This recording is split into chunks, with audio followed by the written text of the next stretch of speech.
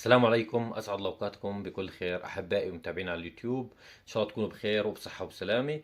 راح أحكي اليوم عن عطرين من مجموعة روبروكا من أفنان. عطور جميلة جدا، عطور سويتية مناسبة للشباب، بدائل لعطور عالمية، أدائها مرضي ونسبة التطابق تتعدى 90%.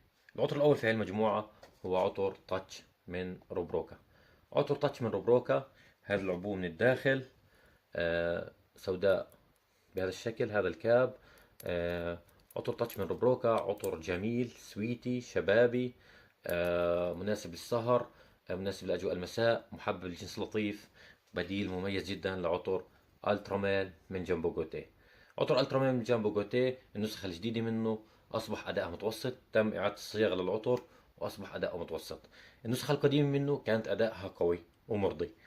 عطر تاتش من روبروكا نفس رائحة النسخة القديمة ونفس أداء النسخة القديمة من ألترا. طبعا راح تسألوني في الفيديو مين أفضل، عطر بي أم 9 ولا عطر تاتش؟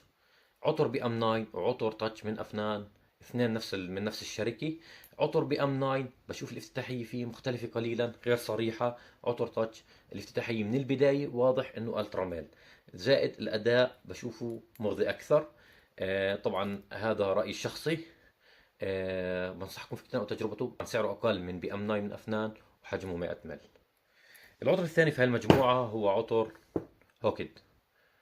عطر هوكيد من أفنان أو من روبروكا. هذا شكل العبوة من الخارج. شكل العبوة يدعو للبهجة، جميل جدا. أنا لما أشوف هيك علبة يعني صراحة بنبسط.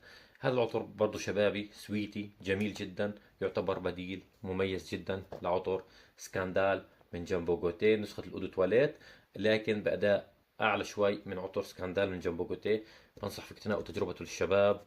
وفي الأخير بودي تحية لمنتخب المغرب وللشعب المغربي، وإن شاء الله الكأس واللقب بيكون مغربي وديما مغرب. وتحياتي لكل الوطن العربي، والسلام عليكم ورحمة الله.